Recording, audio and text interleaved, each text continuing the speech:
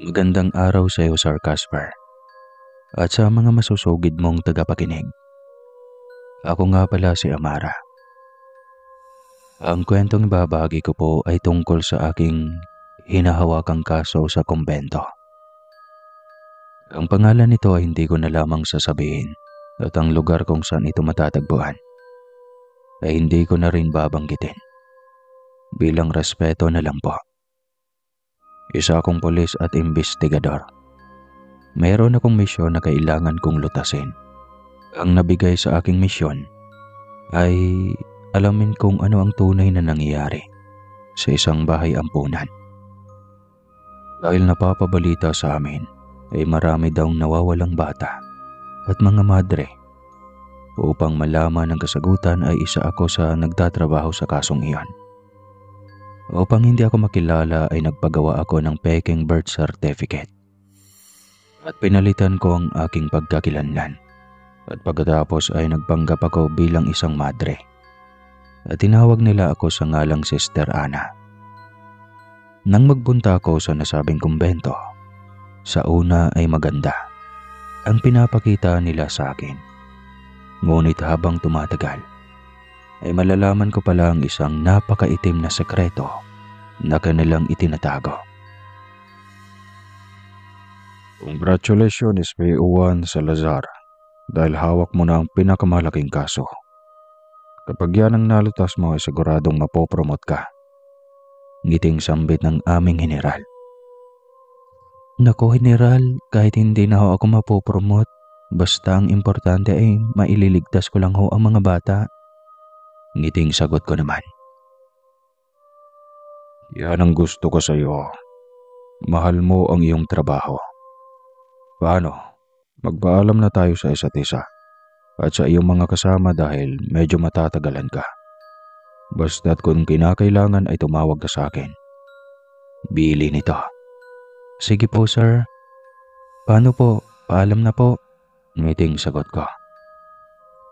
Tinatapik-tapik ako nito sa aking balikat at pagkatapos ay nagpaalam na ako sa aking mga kasama. Sumakay ako ng bus patungo doon sa sinasabing orphanage. Nang makarating ako doon ay masaya silang sumalubong sa akin. Magandang araw sa iyong pagdating sa ating tahanan, Sister Ana. Bati ng isang matandang madre. Ang ngalan nito ay Sister Minya. Nalulugod ko hong tinatanggap ang inyong pagbati sa akin, Sister Minya. Ngiting ani ko. Halika, dadalhin kita sa iyong silid. At pagkatapos ay mamaya ililibot kita at ipakilala kita sa mga bata. Ngiting sambit nito. Tumangaw na lamang ako at pagkatapos ay sinamahan ako nito sa aking magiging silid sa loob ng kumbento. Habang kami ay papunta roon, ay nagmamasid-masid ako sa paligid.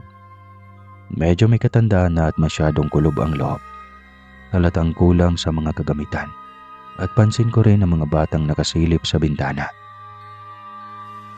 Kita ang takot sa kanilang mga mata na hindi mo mawawari kung ano ang kanilang dahilan. Sapagkat doon naman sa aking pinasukan ay hindi ganoon ang sistema. Masasaya ang mga bata doon sa St. Mary. Tumungo kami sa second floor kung saan naroroon ang aming mga silid. Nagustuhan mo ba ito, Sister Ana? Pasyensya ka na kasi hindi aircon dahil wala tayong budget para sa gamit. Sambit ni Sister Menya. Okay lang po, wala pong problema sa akin. Kung electric fan lang po ang gagamitin ko. Turan ko. Ngumiti lang ito at pagkatapos ay iniwanan na ako. Kaya naman inayos ko na ang aking mga gamit at inilagay na sa mga cabinet na walang laman. At pagkatapos ay lumabas na ako. Habang palabas ako ay may narinig akong umiiyak sa isang silid. Kaya naman unti-unti akong lumapit hanggang sa mahawakan ko ang saradura ng pinto. Ngunit nang akmang bubuksan ko na ang pinto ay may biglang nagsalita sa aking likuran. Sister Ana, anong kailangan mo sa silid na iyan? Tanong nito. Wala ho. Hinahanap ko po kasi ang banyo. hindi ko po kasi alam ay. Pagsisinungaling ko. Ganoon ba? Halika, doon sa baba ang banyo. Hindi dyan. Sambit nito. Tumangaw na lamang ako at sumunod dito. Tinuro naman niya kung saan ito at nagkunwari ako magbabanyo. Binuksan ko ang gripo at doon iniisip kung ano ba talaga ang mga naririnig kong iyak mula sa loob ng silid na iyon. Ilang minuto lang ay lumabas na ako. Ang nakita ko naman itong naghihintay. Ayos ka na ba? Ngiting tanong nito. Oho, ayos na po ako. Medyo guminhawa na po ang pakiramdam ko. Ngiting turan ko. Halika, ililibot kita sa buong orphanage na ito at ipapakilala kita sa mga bata. Ngiting sambit ni Sister Menya. Inilibot nga ako nito sa paligid. Malawak iyan. Yun nga lang ay may mga parting hindi nasisinaga ng araw. At napag-alaman kong hindi pala maaring pumunta ang sinuman sa mga silid na hindi nasisikatan ng araw. May mga palatuntunan ang orphanage na ito at hindi ka maaaring lumabag sa lahat ng mga tungkulin dito. Dahil kung hindi, basta't makinig ka na lang. Sambit nito. Matanong ko lang po, Sister Menya, wala ho bang gustong tumulong sa bahay ampunan na ito? Tanong ko. Madalang lang sa patak ng ulan maambunan ng grasya ang ampunan na ito. Kaya ganyan. Mabuti na lamang nakaisip kami ng paraan para makakain ng maayos ang mga bata at maging kami din. Ngiting sambit nito. Dahil sa sinabi nito ay kinutuban ako ng hindi maganda. Para bang marami itong tinatagong sekreto at bala ko iyong alamin. Ipinakilala na nga ako nito sa mga bata. Noong una ay natatakot sila at umiiyak. Pero nang tumingin ng seryoso si Sister Menya ay nagsitahimik na ang mga ito. Mga bata, maghilo kayo kay Sister Ana. Siya ang bago nating makakasama, kaya sana huwag kayong maging pasaway sa kanya. Ngiting pilit na ani ni Sister Menya. Pagkatapos ako nitong ipakilala, kaya ako na mismo ang masayang nakipagkilala sa bawat bata na naruroon. Masaya ko itong binigyan ng mga pagkain nang matapos ay pinabalik na sila ni Sister Menya sa kani-kanilang silid at pagkatapos ay inilibot nito ako sa buong paligid. Ang ganda na naman ho ng tanawin dito, Sister Menya, at ang babait pa ng mga bata. Bakit ho kaya hindi man lang kayo maambunan ng kahit kaunting grasya? Malungkot kong sambit. Nako, Sister Ana, sanay na kami. Mabuti na lamang ay nakahanap kami ng solusyon para hindi na magutom ang mga bata. May mga alaga kaming hayop na maaari naming maluto sa tuwing walang-wala talaga kami. Ngiting tura nito. Mabuti po kung ganon, Sister. Sana ay may magbigay ng kaunting tulong dito sa atin. Naaawa po kasi ako sa kalagayan ng mga bata eh. Saad ko dito. Tinapik-tapik lang nito ang aking balikat. Pagkatapos ay bumalik na kami sa loob dahil malapit na ring maggabi. Nung sumapit na ang gabi, nang ako ay abala sa aking pagbabasa. At habang ako'y nakahiga, ay nakarinig ako ng ingay. Sa una ay hindi ko ito pinapakinggan o hindi ko pinapansin. Ngunit habang patagal ng patagal, ay mas lalong lumalakas ang ingay. Kaya naman ang pagpasyan kong lumabas upang silipin ito. Pagbukas ko ng pinto ay wala akong nakitang tao. Dahil napakadilim ng paligid, kaya naman kinuha ko ang aking flashlight at sinimulan kong hanapin ang pinagmumula ng ingay. Pababa pa lang ako ng hagdanan nang makasalubong ko si Sister Menya na may pagtataka sa kanyang muka. Oh, Sister Ana, anong ginagawa mo dito? Ang akala ko ay tulog ka na. Saan ka pupunta? Kunot noong tanong nito. Kasi nakarinig po kasi ako ng ingay. Sisilipan ko po sana kung saan ang gagaling iyon. Medyo po kasi nakakabulabog sa mga batang natutulog. Nahihiyang ani ko. Nako, yun lang pala. Pinuntahan ko na iyon. Pasensya ka na kasi ganitong oras ang katay ng hayop dahil papakuluan pa ng tigaluto. Alam mo na para bukas makakain ng maaga ang mga bata. Ganito talaga dito at sanay na sila. Pasensya ka na at hindi kita agad na bisuhan tungkol dito. Ngiting ani nito. Ayos lang po sa akin, Sister Menia. Akala ko kasi kung ano na o kung may nakapasok na masamang loob. Turan ko naman. Nako, walang ganon dito. Sige na, magpahinga ka na. Baka mapuyat ka pa. Ngiting wika nito sa akin. Umango na lang ako kahit na hindi ako kumbinsido kung totoo ba talaga ang sinabi ng matandang madre. Muli akong bumalik sa aking silid. Ngunit hindi ako natulog. Sapagkat ramdam kong may kakaibang nangyayari sa ampunan na iyon. Dinig ko pa rin ang ingay na nagmumula sa kusina ng kumbento. Nakakapagtaka dahil sa gabi sila nagkakatay at sa oras mismo ng kasarapan ng tulog ng tao. Pagsapit ng umaga ay pinalabas na ang lahat ng bata sa kumbento. Natutuwa ako dahil napakabait nila at masunurin sa lahat ng sinasabi ni Sister Menia. Habang kami ay kumakain, ay tumingin ako sa isang bata na ubos na ang kanyang pagkain. At halata ko ditong gusto niya pa, ngunit hindi siya kumukuha dahil nakatingin lang siya kay Sister Menia na masama ding nakatitig sa kanya. Gusto mo pa ba? Sige, kumuha ka pa. Marami pa namang pagkain dyan. Ngiting sambit ko. Hindi ito kumibo. Kaya naman ang ginawa ko ay ibinigay ko na dito ang aking pagkain. At pansin ko rin sa mga kamay nito na may mga galos at latay. Kaya naman napakunot ako ng noo. Bata, anong pangalan mo?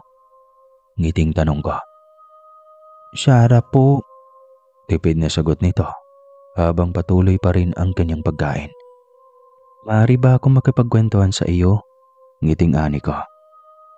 Ngunit hindi ito umimik at kita ko sa mukha nito ang takot. Kaya naman mas lalong lumakas ang kutob ko sa mga oras na iyon. Pagkatapos kumain ng mga bata, ay niligpit na nila ang lahat ng kanilang pinagkainan. At pagkatapos ay nagsibalik na sila sa kani-kanilang silid. Nagpaalam na ako kay Sister Menia na gusto kong makipagkwentuhan sa mga bata. Ngunit sa seryoso lang ang mukha nito. Nagpapahinga na sila, Sister Ana. Siguro ay sa susunod na lang. Seryosong ani nito. Kahit naramdam ko ang boses nito ay galit. Hindi ho ba ang aga pa po? Dapat ay naglalaro sila. Sister Menia, sana ay pagbigyan niyo na po ako. Kasi sa dati kong napasukang kumbento ay masayang naglalaro ang mga bata doon. Ngiting ani ko. Sige, pagbibigyan kita. Basta hindi mo sila hayaang lumabas papuntang gate. Dahil nagsisitaka sila. Bili nito. Umiti ako at nagpasalamat dito bago ako talikuran at irapan. Lumapit ako sa isang silid kung nasaan si Sarah at tinawag ko ito. Sa una ay ayaw nito pero hindi ako sumukong tawagin ito. Kalaunay lumapit din. Sarah, si Sister Ana ito. Kaya huwag kang matakot sa akin. Hindi kita sasaktan. Gusto ko lamang makapagkwentuhan sa inyo. Gusto niyo bang maglaro dyan sa labas? Ngiting ani ko. Nagdatingin na naman ang mga bata at kalaunay umiling. Kaya naman nakaramdam ako ng lungkot. Kahit naramdam kong gusto nilang maglaro pero hindi nila magawa. Marahil siguro ay dahil sa matandang madre. Ayaw niyo bang lumabas dyan? Kahit minsan, magsaya kayo. Sarah, huwag kang matakot. Pangako, hindi ko kayo sasaktan. Mabait ako. Ngungumbinsi ko pa sa mga ito. Sanay na po kami sa ganyang salita, Sister. Hindi na po kami naniniwala. Alam naman namin kung ano ang gagawin sa amin pagkatapos.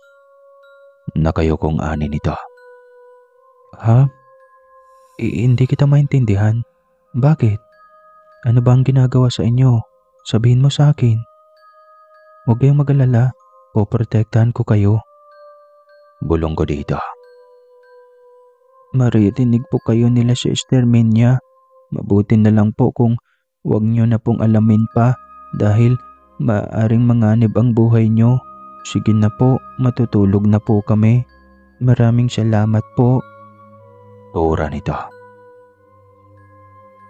Hindi naman ako makapaniwala sa mga sinabi ni Sarah, Sir Casper. Kaya naman nahulog ako sa malalim na pag-iisip. Marahil ay may tinatagong lihim ang kumbentong aking pinasukan. Nabalik lang ako sa wisyo nang tinawag ni Sister Rosa ang aking pangalan. Ang isa sa pinakamatanda sa bahay ampunan. Sister Ana, ayos ka lang ba? Kanina pa kasi kita tinatanong, tila yata ang lalim ng iyong iniisip. Punot noong tanong nito. Pasensya na po Sister Rosa. Medyo sumama kasi ang pakiramdam ko. Siguro po, kailangan ko munang magpahinga. Pagsisinungaling ko. Kahit na ang totoo ay hindi naman talaga iyon ang dahilan, kundi ang sinabi sa akin ng paslit na si Sarah. Bakit kaya takot na takot siya kay Sister Minya? Ganoon ba? Mukhang pagod ka siguro. O baka dahil sa hindi mo pagkain. Gusto mo bang kumain? Samahan kita sa kusina. Ngiting pagyaya nito. Naku ho, hindi na ho Sister Rosa. Mamaya na lang ho siguro ako kakain. Kagabi pa rin ho kasi ito. Siguro, dala lang po ito ng panahon. Pagkukunwaring turan ko. At kunwari ay hinihilot ang aking ulo at tiyan. Kaya naman inalalayan ito ako paakyat ng second floor. Papunta sa aking silid. Nagtaka naman si Sister Menya nang makita ako sa ganong sitwasyon. Kaya dali-dali itong tumungo sa amin ni Sister Rosa. Oh, anong nangyari sa iyo, Iha? Nag-aalalang tanong nito. Medyo sumama po kasi ang pakiramdam ko, Sister. Siguro po dala ito ng panahon, kaya ganito ang aking pakiramdam. Sagot ko, habang inihilot ko pa rin ang aking sentido. Nako, baka naman napagod kang makipaglaro sa mga bata. O baka dahil hindi ka kumain kanina? Tanong nito. Ang akala ko noon, Sir Casper, ay katapusan na namin. Ngunit nang kami ay magising, wala kaming makita kundi ang mga bata na aming kasama. Naku, hindi o ganun Sister Menya. Kagabi pa kasi ito. Tsaka hindi po ako nakipaglaro sa mga bata. Gawa ng hindi po natuloy ang pagyaya ko sa kanila dahil sa pakiramdam ko. Paliwanag ko sa mga ito. Nakita ko naman na nakukumbinsi sila sa pagsisinungaling ko. Kaya naman pinapasok na nila ako sa aking silid. At sinabi na lang nilang dadalhan nila ako ng pagkain at ng gamot bago sila umalis. Nang siguro kung wala na sila, ay doon ako nag-isip kung papaano ko tutuklasin ang tinatagong sekreto ng ampunan. Dahil napakahirap, Sir Casper, ang maghanap ng ebidensya. Dahil sa tuwing gagawin ko iyon, ay palagi ko nalang nakikita si Sister Menya. Marahil aramdam niya ang bala kong gawin, kaya mas lalo akong nag-ingat. Umabot ng 1 buwang ang pananatili ko roon, ay marami na akong napapansin. Naging panatag na rin ang loob sa akin ng mga bata, kaya't nasa una ay mahirap kunin ang kanilang loob. Sister Ana, mukhang napapadalas na ang pakikihalubilo mo sa mga bata ha. Mukhang nakuha mo na ang kanilang loob. Binabatay kita. Iting sambit ni Sister Faye. Isa sa mga madre na medyo may tiwala ako. Naku ho, maraming salamat po. Masaya ako kapag masaya ang mga bata. Sana ay may umampon na sa kanila na may mabubuting puso. Ngiting ani ko. Sana nga, nang sa ganon makaalis na sila sa madilim na orphanage na ito. Malungkot na tura nito. Napakunot ang noo ko dahil sa sinabi nito. Pero hindi na ako nagtanong dahil pag nagkataon na malaman ito, baka sabihin kay Sister Menya. Kahit na nakikita ko ang kaibahan nito sa ibang madre doon. Nagpaalam na itong tutungo muna sa kanyang silid sapagkat gusto daw niyang magpahinga. Lumipas ang 1 linggo ay marami akong napapansing kakaiba. Lalong-lalo na sa mga may madilim na parte ng kumbento. Kung saan may madalas akong marinig na ingay. At sa tuwing tutungo ako roon, ay palagi na lang akong pinipigilan ni Sister Menya. Isang araw noon habang kami ay kumakain ng tanghalian, nagmamasid-masid ako sa paligid dahil ang mga bata doon ay unti-unting nawawala. At isa sa napansin ko ay wala roon si Troy. Ang isa sa mga batang mabuti ang kalooban. Kaya naman hindi ko na mapigilan pa ang magtanong. Sister Menya, nasan po ba si Troy? Bakit wala siya ngayon sa pagkainan kanina? Tanong ko dito na ikinabigla nito. Si Troy baka mo? May nag-ampo na sa kanya kanina. Mabuti nga iyon dahil medyo mabawasan na tayo. At ayaw mo ba yon? Dahil mapapabuti na ang kalagayan niya sa mga umampon sa kanya? Ngiting sagot nito. Talaga po? Bakit po hindi namin alam? Lalo na po ako. Hindi man lang ako nakapagpaalam sa kanya bago siya umalis. Malungkot na turan ko. Kahit nasa kalooban ko ay pagkaramdam ko na may hindi magandang nangyayari dito. Hayaan mo na. Ang importante ay nasa mabuti na siyang kamay. O paano, Sister Ana? Tutungo muna ako sa bayan dahil marami akong bibilhing sangkap. Medyo naubusan na tayo ng stock. Ngiting sambit nito sa akin. Sige ho. Mag-iingat po kayo. Sino ba ang kasama ninyo? Gusto niyo po bang samahan ko kayo? Ngiting turan ko. Nako, hindi na.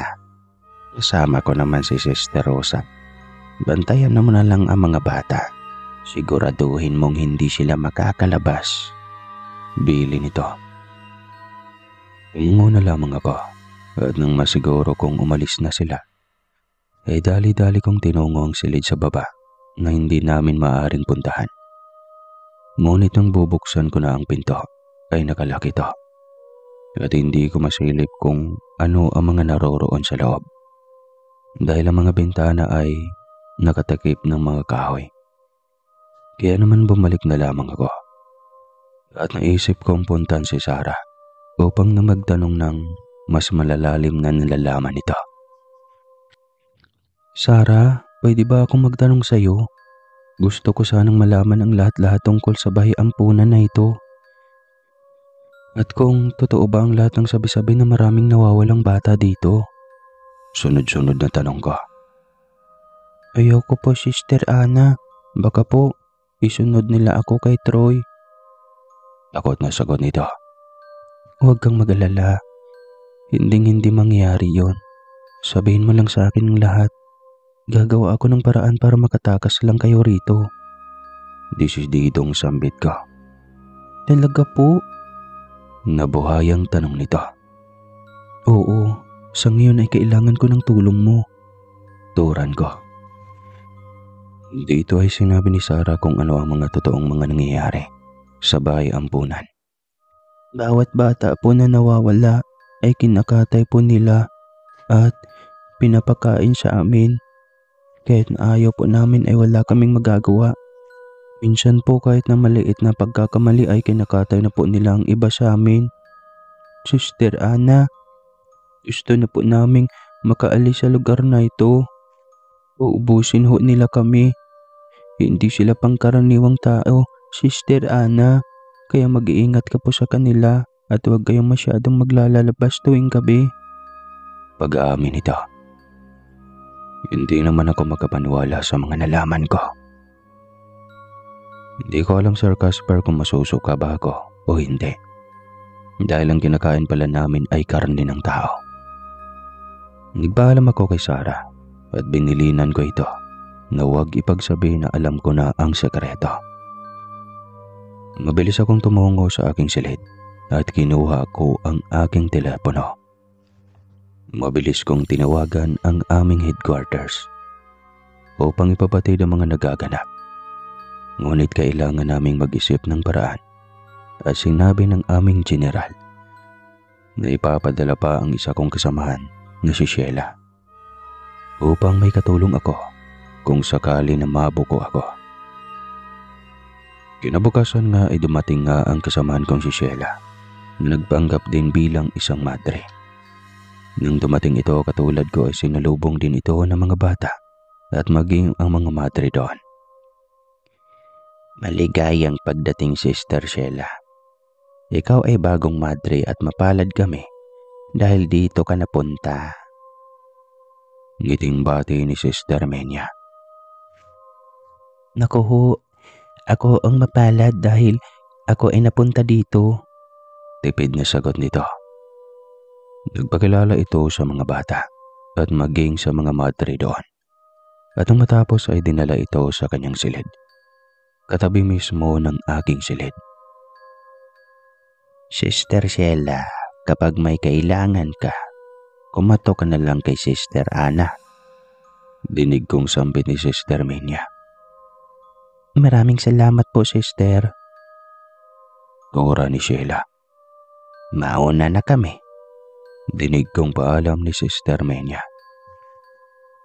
Nang marinig kong umalis na ito, ay binuksan ko ang pinto upang puntahan si Sheila. Nagpalingalinga pa ako bago kumatok dito. Agad naman akong pinagbuksan ito. Kumusta ang kalagayan mo dito, SPO1 Baltazar, my partner in crime? Seryosong tanong nito. Ikaw talaga. Huwag mo kong tawagin sa ganyan. Wala tayo sa presinto. Tawagin mo na lang ko sa tawag nila sa akin bilang Sister Ana. Tsaka huwag kang masyadong maingay. Baka marinig nila tayo. Siguradong kapahamakan yan. Babala ako dito. Hindi yan, ano ka ba? Nag-iingat ako. Tsaka na-miss kita, no? Mukhang nakakatakot nga dito. Hindi ba tayo pwedeng magsama na lang sa iisang silid? Tanong nito. Hindi pwede. Ang mga madre dito ay may kanya-kanyang silid. Tsaka gusto mo bang mahalata tayo? Sambit ko. Siyempre hindi, no?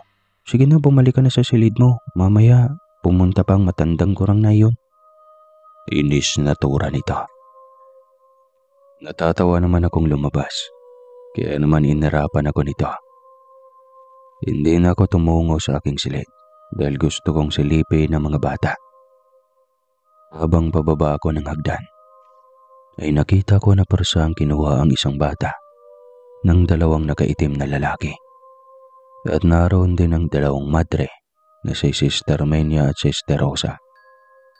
Kaya naman mabilis akong nagtago at pinakinggan ko ang kanilang sinasabi. Dalhin niyo iyan sa katayan. Siguraduhin niyong hindi yan gagawa ng ingay para hindi maghinala ang dalawang bagong madre dito. Lalo na si Ana. Masyado siyang pakialamera. Kapag nalaman niyang lahat ay ililigpit siya kaagad. Dili ni Sister Menia. Dahil dito ay kinabahan ako. Kaya bumalik ako sa aking silid. At doon nag-isip kung dapat na ba akong gumawa ng hakbang. Kailangan na namin gumawa ng plano para mapatakas ng ligtas sa mga bata. Hindi maaaring magpatuloy sapagkat nauubos na ang mga bata dito. Sambit ko sa aking sarili. Habang palakad-lakad ako at kagat ko ang aking kuko sa lalaki. Ganon talaga ako, Sir Casper, sa tuwing hindi makapag-isip ng tamang gagawin. Pagsapit ng hapon, ay gubambi na agad. Ay tinawag na kami ni Sister Rosa para kumain. At magdating namin sa pagkainan, ay inaasahan ko na ngang nagkulang na ng isang bata.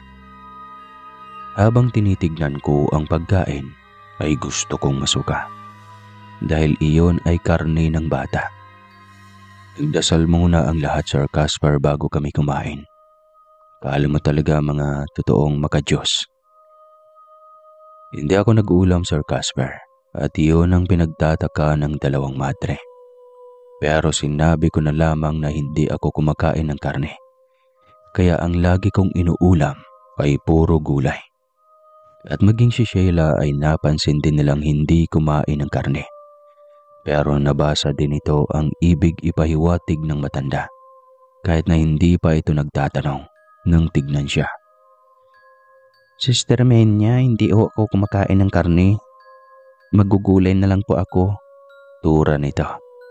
Sige, ayos lang. Pares pala kayo ni Sister Ana. Mukhang vegetarian kayo ano? Ngiting tura nito. Kunwari ay natawa lang ako. Kahit ang totoo ay kinakabahan ako. Dahil sa kaunting pagkakamali ay maaari kaming mabisto at mapahamak. Nang matapos kami ay tumungo na kami sa kanya-kanyang silid. At tulad nga ng lagi kong inaasahan, ay nakakarinig na naman ako ng ingay na nanggagaling sa baba. Kaya naman inawang ko ng kaunti ang bintana. Nagbabaka sakali ako na baka makita ko sa labas ang nangyayari. Dahil sa harap mismo ng aking bintana, ang mga silid na hindi namin maaaring puntahan. Nakapatay ang ilaw sa aking silid. At sinigurado kong nakakandado ng mabuti ang aking silid nang walang sino man ang makapasok. Hanggang sa makita ko nga na may dalawang lalaki ang may bitbit ng isang batang lalaki na nagpupumiglas. Nakapering ito at nakatakip din ang bibig. Maging ang mga kamay nito ay nakatali. Kaya naman awang-awa ako sa aking nakita. Kahit na gusto kong pigilan ay hindi ako maaaring magpadalos-dalos at nakita ko din ang dalawang madre. May hawak itong palakol at pagkatapos ay pumasok sila sa silid na sinasabing katayan. Ilang oras din silang nasa loob. Kaya naman palihim akong lumabas upang tumungo roon. Nagtago ako sa likod ng malalagong halaman at pinakinggan kung ano ang kaganapan sa loob. Kinuha ko ang aking cellphone at na-record ang lahat ng kanilang pinag-usapan. Ang sarap ng karne ng mga bata, sister. Bakit inisa-isa lang natin sila? Pwede namang lahatin agad. Dinig kong sambit ng isang lalaki. Magtigil ka, Cosme. Masyado kang dayok-dok. Tandaan mo, may mga bagong madre dito. Hindi tayo maaaring mahalata sa mga ginagawa natin. Tura nito. Nako, sister. Alam mo, ang gaganda ng dalawang madre na iyon. Lalong-lalo na yung Ana. Mukhang masarap ang karne niya. Wika ng lalaki. Huwag kang mag-alala, Cosme. Alam ko yan. Maging kami ni Sister Rosa ay natatakam din. Ngunit pinipigilan lang din namin. Gusto ko munang unahin ang matandang pakialamera na iyon. Sambit ni Sister Menya. Sino? Si Sister Fe. Masyado na siyang maraming nalalaman, Sister Menya. Pero sa tingin ko, hindi na kayang magsumbong dahil alam kong takot na takot siya sa atin. Tura ni Sister Rosa. Dahil doon ay mabilis kong in-off ang aking cellphone at dali-dali din akong bumalik sa aking silid. Tinawagan ko si Sheila at sinabi dito na may nakuha na akong ebidensya. Natuwa naman ito. Pero sinabihan ko itong kailangan na naming gumawa ng hakbang para makatakas sa mga bata. Masarap bang makita, ha? Lumipas pa ang isang buwan, Sir Casper. Mas lalong nababawasan ang mga bata. At sa tulong ni Sheila ay marami-rami na kaming nakalap na ebidensya. Ngunit alam din naming nakakahalata na rin ang mga madre. Kaya naman, mas lalo naming inigihan ang pag-iingat. Nakahanda na ako ng paraan para makatakas sa mga bata. Dadaan sila sa likuran. May daanan doon. Wika ni Sheila. Ngunit papaano? Maraming gwardya. Sa tingin mo ba ay walang patibong sa daanang iyon? Tanong ko. Sinigurado ko. At napag-alaman ko tuwing Bernes ay wala sila. Kaya ligtas tayong dumaan doon. Parang hindi mo pa ako kilala. Sinisiguro ko muna bago ko sabihin sa'yo, hindi ba? Taas kilay na tura nito. Sige, sa susunod na Biyernes ay kailangan ng makaalis na mga bata. Mukhang natutunugan na nila tayo. Itatawag ko na sa headquarters upang mabakapan tayo. Sagot ko. Umangaw ito at pagkatapos ay pasimple kaming naglakad papasok sa loob ng kumbento. At nakasalubong namin si Sister Faye. Napalabas at halata dito ang takot. Napansin naman namin ito ni Sheila. Pero hindi kami nagpahalata. Oh, Sister Faye, saan ho kayo pupunta? Kulot noong tanong ni Sheila. Wala, magbabanyo lamang ako. Sige na, mauna muna kayo. Nanginginig na sambit nito. Guys lang po ba kayo? Gusto niyo po bang samahan ko kayo? Tanong ko. Hindi na, iha. Kaya ko na, sige na. Mauna na ako. Tura nito. Magsasalita pa sana ako nang biglang umalis na ito kaagad. Pasimple kaming nagtinginan ni Sheila. Dahil batid naming nakamasid lang ang dalawang madre kung saan. Kaya naman tumungo na kami sa loob. At nang makapasok kami, pasimple kong binulungan si Sheila. Nalibangin ang dalawang matanda. Dahil bala kong puntahan si Sister Faye. At ginawa nga nito ang inutos ko. Pinuntahan niya ang dalawang madre. At kanya itong nililibang.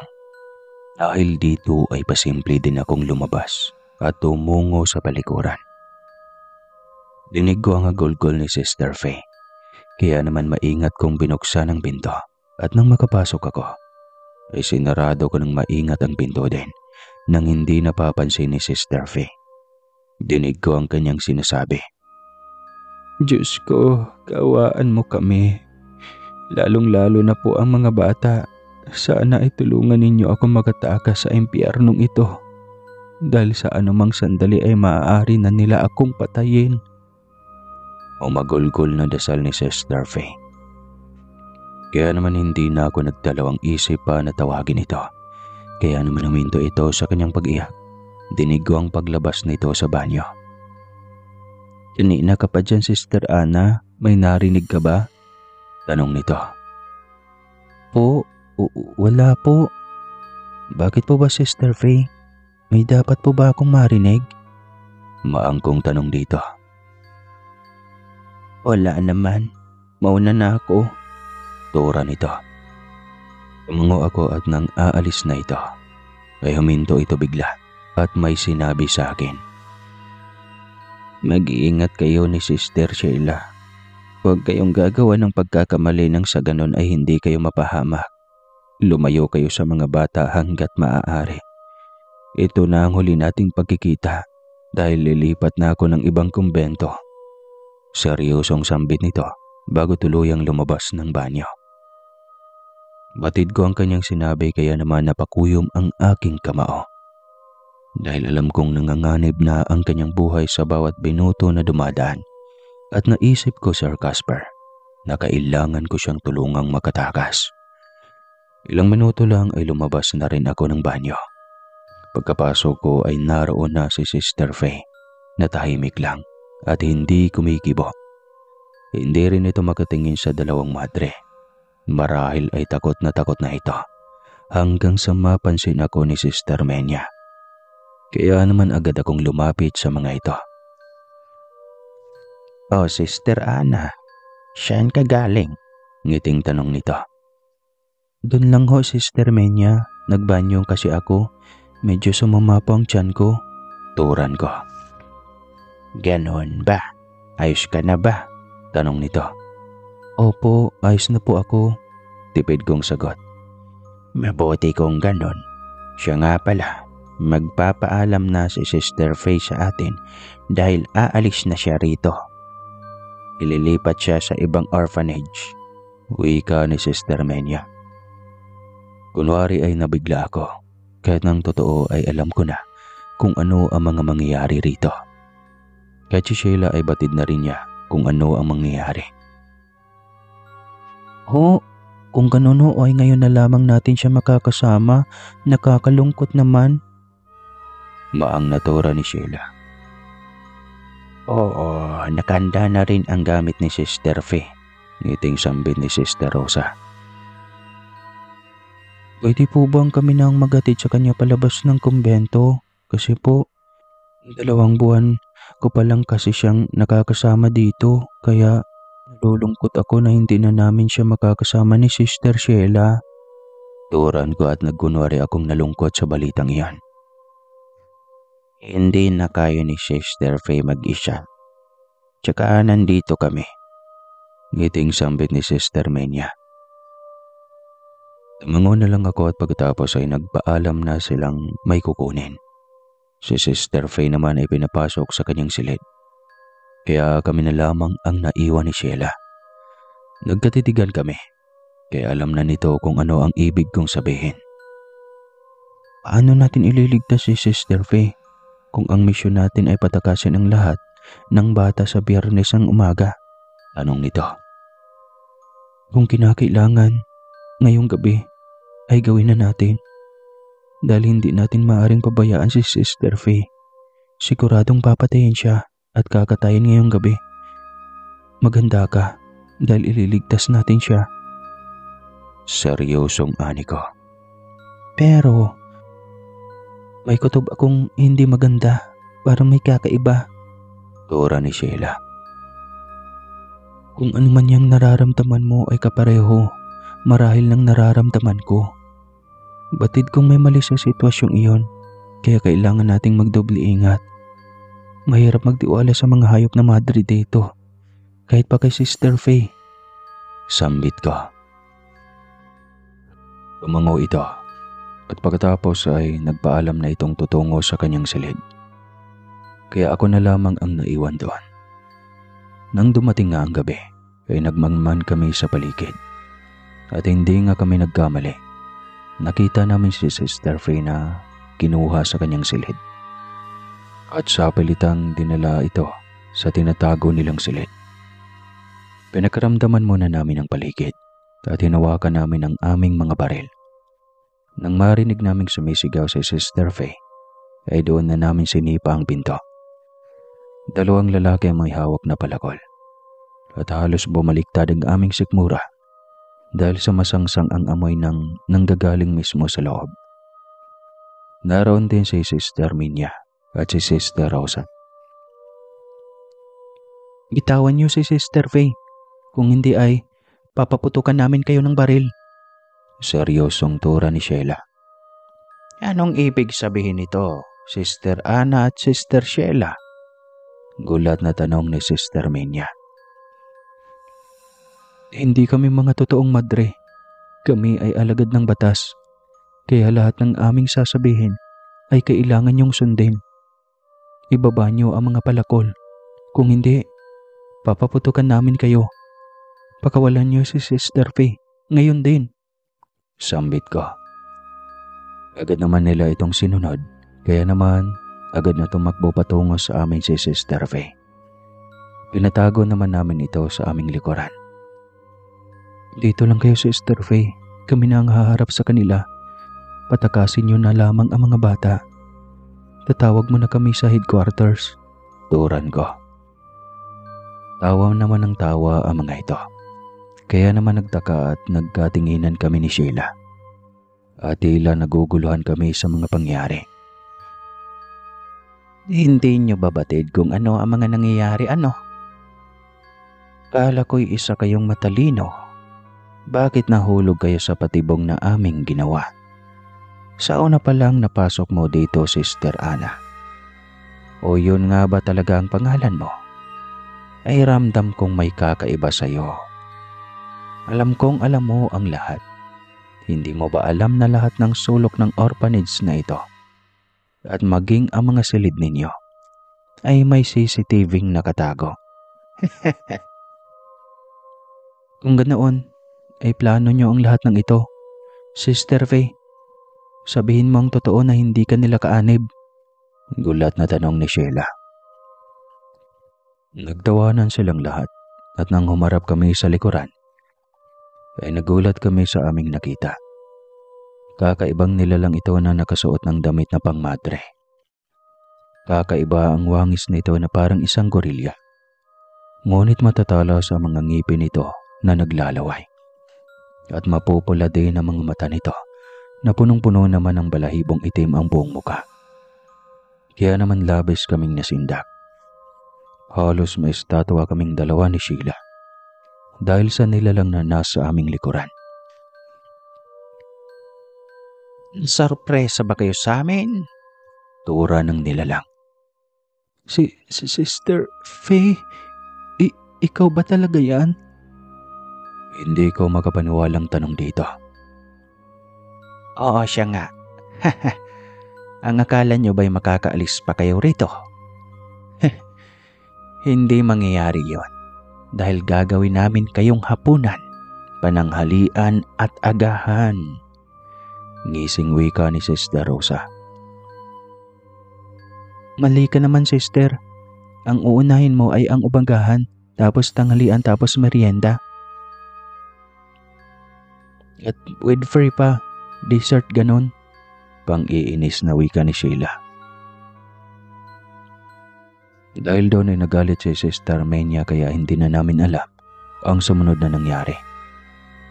Dahil bigla na lang kaming dinambahan ni Sister Faye hanggang sa mawalan kami ng malay. Hindi na dapat tayo mag-aksaya ng panahon. Ngayon pa lang ay kailangan na nating mag-isip ng paraan kung paano sila lalabanan at kung paano ililigtas ang mga bata. Turan ko. Tumangaw ito at naintindihan ang ibig kong sabihin. Nagsimula kaming magalugog ng maaari naming mapakinabangan o maging panlaban. Kahit wala ng kasiguruhan ang aming buhay, hinalugog namin ang buong silid. Ngunit na isa ay wala kaming nahanap. Tinulungan na rin kami ng mga batang kasama namin. Nananatili pa rin kaming bigo. Hanggang sa marinig namin ang mga paparating. Bati namin sila Sister Menia ayon. Kaya naman sumiksik sa aming gilid ang mga bata. Ngunit hindi ito pumasok. Nasa labas lang ang mga ito. At kita namin na may bitbit itong isang batang mataba na nakapiring ang mga mata at nakatali ang mga kamay at maging ang mga paa nito. Gising na pala ang mga huwad na madre. Mabuti naman dahil may sorpresa kami sa inyo. Gusto naming masaksihan ninyo kung paano namin katayin ang batang ito. Gising tura ni Sister Menia. Napakasama ninyo. Pakawalan niyo ang batang iyan. Tandaan niyo, kapag kami nakalaya dito, ipapakita namin kung ano ang kaya naming gawin. Galit na sambit ko. Oh, talaga? Natakot ako dun ha. Hindi mo ba alam na Diyos ang may gustong mangyari ang lahat ng ito? Hindi niyo ba nakikitang pinahihintulutan niya kami? Diyos, kung ang Diyos lang ay matagal na kayong nabura sa mundong ito, baka ang Diyos na tinutukoy mo ay si Satanas. Sambit ko. Manood ka na lang. Dahil kahit anong gawin mo, ay hindi ka makakalabas dyan. Iisa-isahin ko kayo nang sa ganon, ay mahabang panahon kaming mabubusog at walang iniintinding gutom.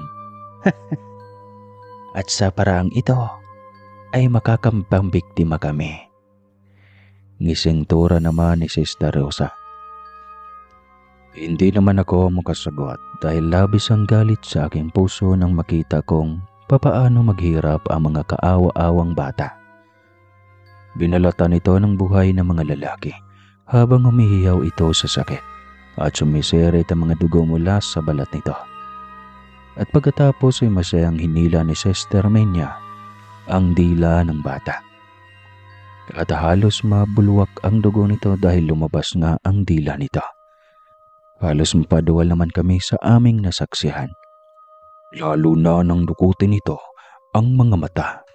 At ang mas nakakapangilabot ay tig-isa nilang nilantaka ni Sister Rosa ang mga mata ng bata at halos napapapikit pa sila nang nilalasap nila ang mga mata ng bata. Ang mga kalalakihan naman ay pinagsaluhan ng bangkay ng mga bata.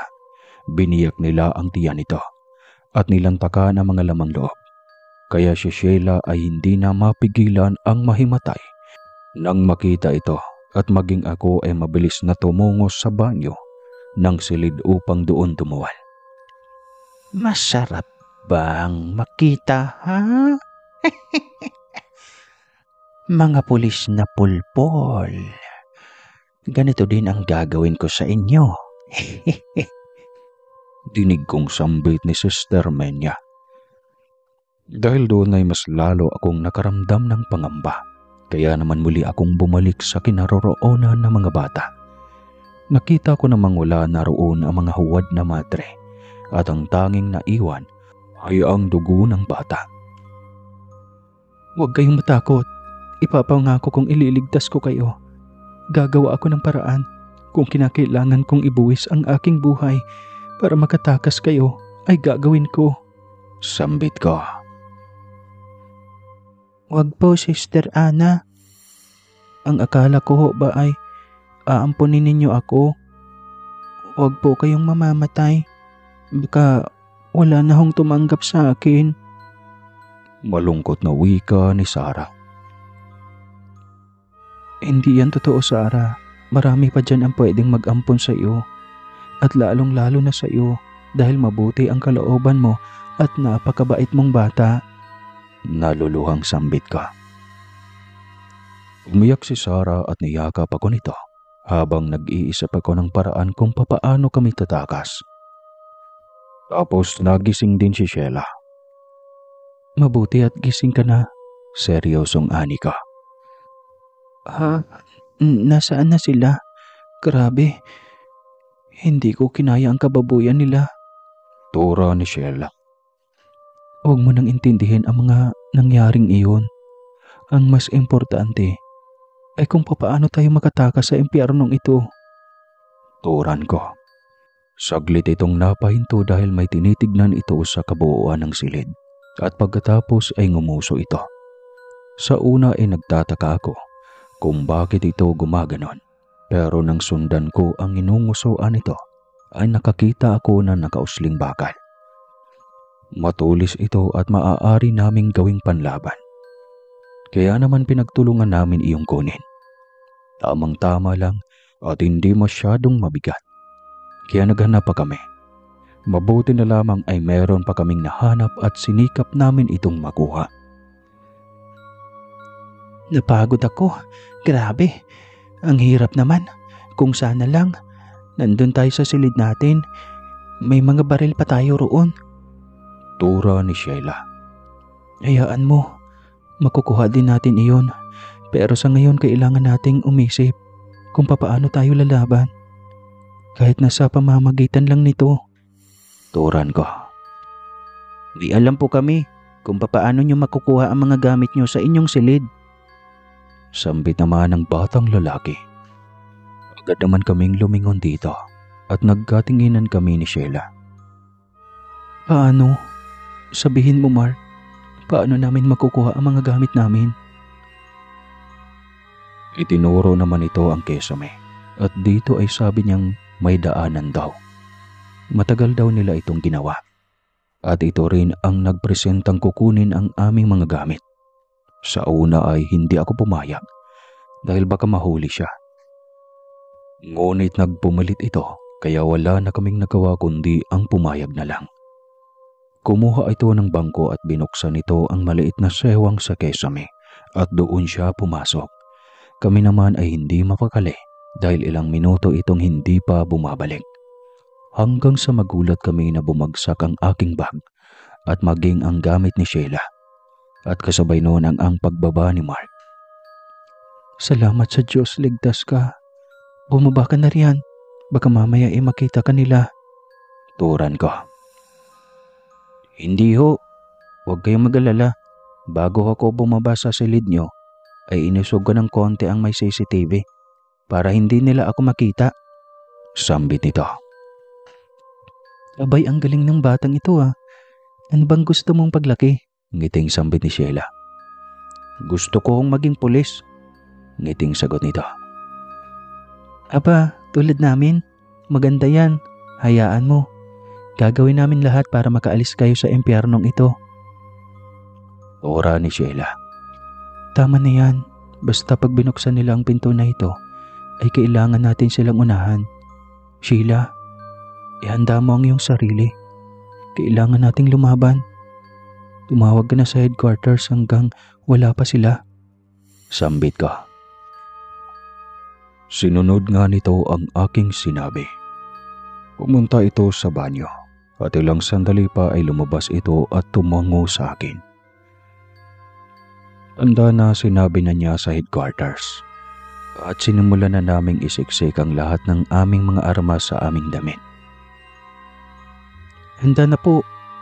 SP1 Salazar. Tura ni Sheila.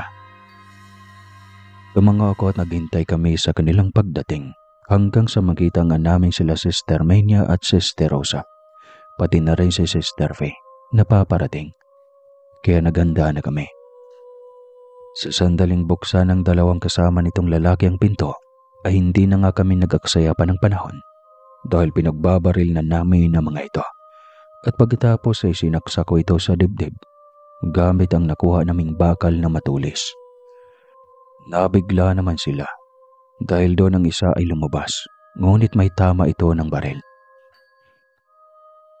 Dahil dito ay kinuha na namin ang pagkakataon na makalabas. Pinasarado ko naman kay Sheila ang pinto nang sa ganon ay hindi mapasok ang mga bata. Nakita ko kung paano manlisik ang mga mata ng mga huwad na madre at kung papaano magpalit ng anyo ang mga ito bilang isang mababangis na nilalang. Dinig ko naman ang pagtunog ng relo ni Sheila. Hindi ito basta relo lang dahil malalaman mo kung nariyan na ba o wala pa ba ang kasamahan. Narito na sila. Kailangan natin gumawa ng paraan para makatakas sa mga bata. Nakahanda na rin ang mga diesel. Nasa labas lang sila at binuhusan na ang buong paligid ng orphanage. Bulong ni Sheila. Magandang balita yan. Sige na. Lalansahin ko lang sila nang sa ganun ay maitakas mo na ang mga bata. Sambit ko. Mango ito at ngumiti. Itinuto ko ang baril sa mga nilalang at sinimulan ko na ding paputakan. Ngunit parang hindi man lang natinag ang mga ito. Kaya naman binagmadali ko si Sheila na paalisin na ang mga bata at kaagad naman itong sinunod. Na mga sandaling mapatakas nila ang lahat ng mga bata ay lalong nakita ko ang galit sa huwad na madre. Umangil ang mga ito ng ubod lakas. Kaya naman unti-unti akong napapaatras hanggang sa walang tigil ko itong pinaputukan ng baril. At ilang minuto pa ay bumalik si Sheila at ang iba pa naming mga kasamahang pulis at tinulungan ako nitong paputukan ang mga huwad na madre. Pinasabugan naman nila ito ng granada kaya nakalabas na kami kaagad at sinimulan na rin nilang sunugin ang buong orphanage. Hanggang sa lumala ang sunog, sinusubukan pa sanang magsitakas ng mga huwad na madre ngunit hindi nila magawa. Hanggang sa maging sila ay tuluyan ng nasunog. Niyakap naman ako ng mga bata at nakahinga na ako ng maluwag dahil nakaalis na kami sa impernong orphanage na iyon. Lumipas ang isang linggo ay naging maayos na ang buhay ng mga bata. May mga umampon na din sa kanila at ang iba naman ay kami na ang umampon. Kasama na doon si Sarah. Ipinangako ko ditong ituturing ko siyang anak kahit na ako'y wala pang kasintahan. Kaya kung gustong may manligaw, sige, manligaw kayo. Di joke lang. Inarangalan naman kami ni Sheila ng aming general. At dahil doon ay nabigyan kami ng pagkakataon na tumaas ang aming ranggo. At sa paglipas ng isang buwan, ay napasa akin na nga ang 5 bata na aking inampon. At pinag-aral ko ang mga ito.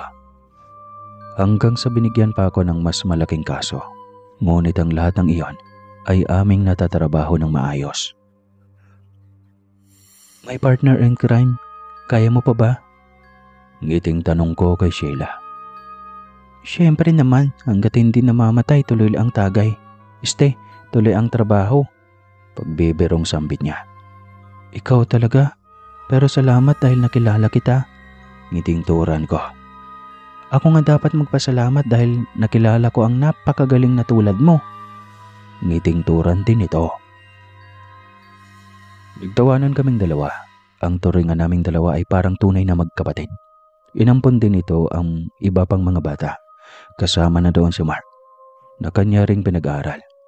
Hanggang sa magkaroon na rin siya ng kasintahan. Ikaw ba, kailan ka ba magkakaroon ng love life? Tanong nito sa akin. Sa ngayon wala pa sa akin yan. Tsaka nariyan naman ang mga anak ko, kaya hindi na importante sa akin ang mga lalaki. Ngiting sagot ko. Naku, wag ganyan. Baka mamaya hindi ka na nga magka-love life pa. Ngiting biro nito. Natawa na lang ako sa biro nito.